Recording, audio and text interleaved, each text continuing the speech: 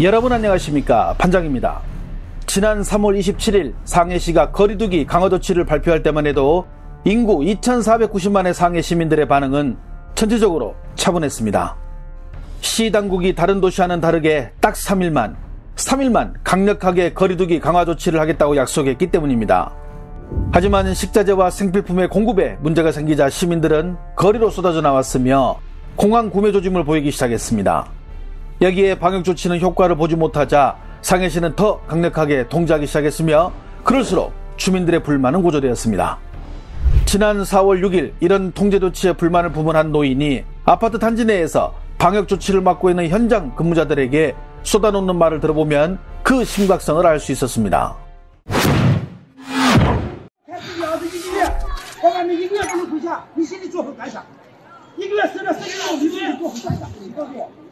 因为我在小区的行动，我自己也承担风险，我也拿我的身体、拿我的生命在开玩笑，不好意思吧你们？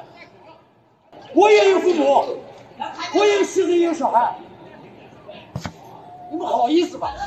하지만 약속한 3일은커녕 거의 한 달째 외출은 통제되고 도시의 기능은 마비되어 식료품과 생필품의 공급 문제가 차질이 생기면서 극심한 배고픔을 느낀 시민들의 인내심은 이제 바닥을 치기 시작했습니다. 불만이 쌓일 대로 쌓인 상해 시민들은 정부의 방역 조치에 항의하는 대자보와 벽보를 도심 곳곳에 무작위로 붙이고 있는 중이며 온라인에서는 당의 정책을 비판하는 글들과 영상들이 셀 수 없이 올라오지만 중국 당국은 그럴수록 더 강력한 단속으로 주민들의 불만이 밖으로 알려지는 것을 철저히 막고 있는 상황입니다. 오히려 중국의 관영 매체들은 시민들이 당국에 적극적으로 협력하고 있다면서 방역 요원이 답답해하는 주민들에게 노래를 불러주며 응원을 해주었고 주민들은 이에 화답했다는 뉴스를 지난 17일에 내보내기도 했습니다.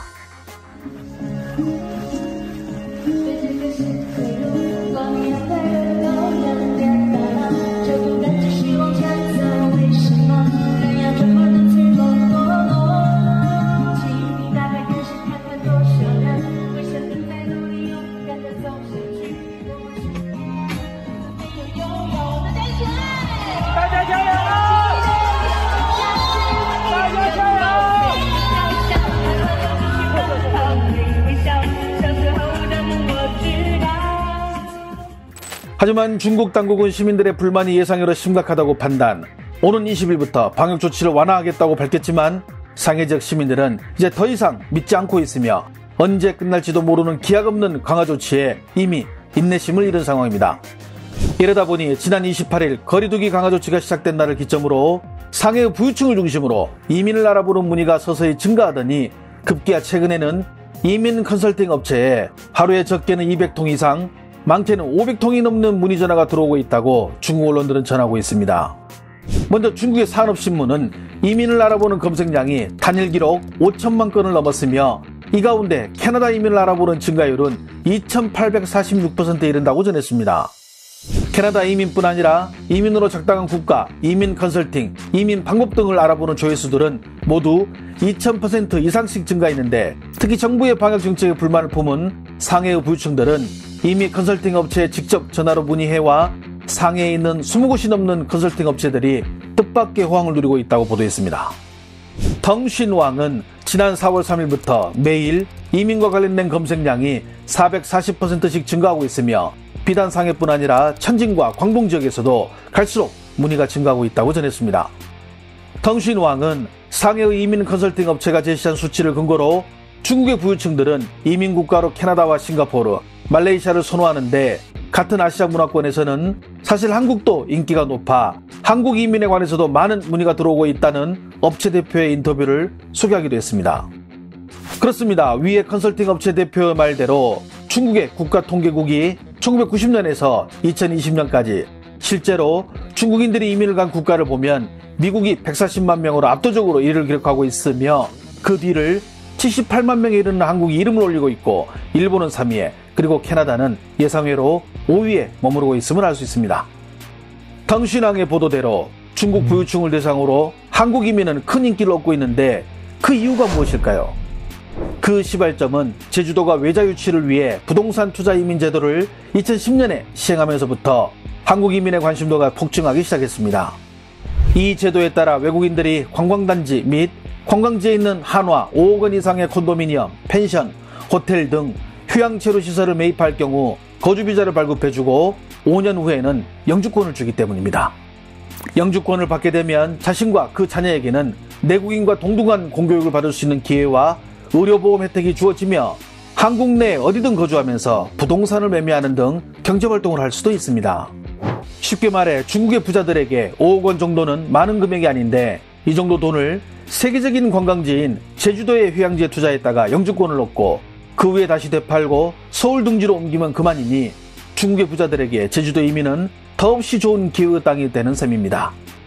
물론 지금은 한중 관계와 팬데믹으로 인해 과거와 같이 중국인들의 무자비한 투자가 감소한 것은 확실하지만 이 제도는 2023년 4월까지 시행되기 때문에 중국의 부자들이 마음만 먹으면 얼마든지 한국으로 이민 올 수 있기에 그들에게 한국은 좋은 선택지가 되는 것입니다.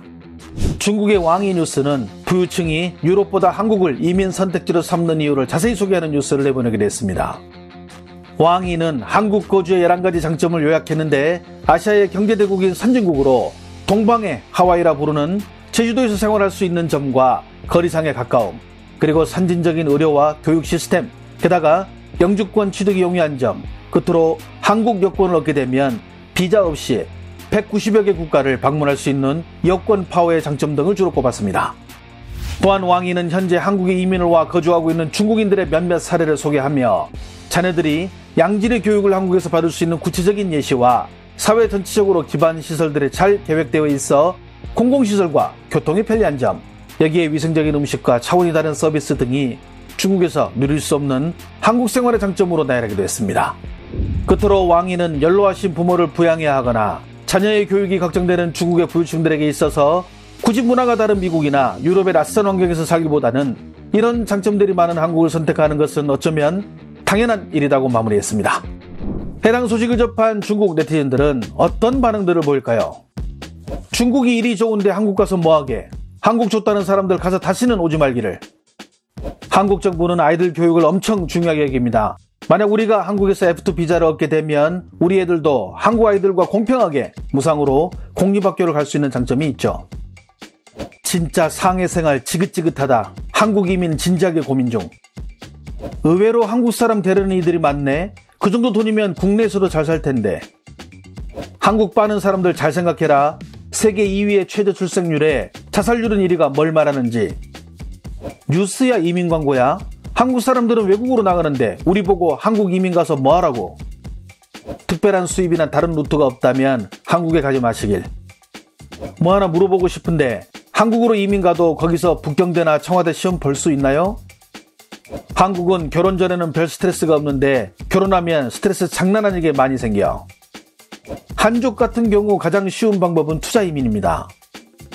아시아라면 미혼이나 아이가 있는 30에서 45세의 가장이라면 한국을, 45세 이상 자녀가 다 컸다면 태국을 추천함.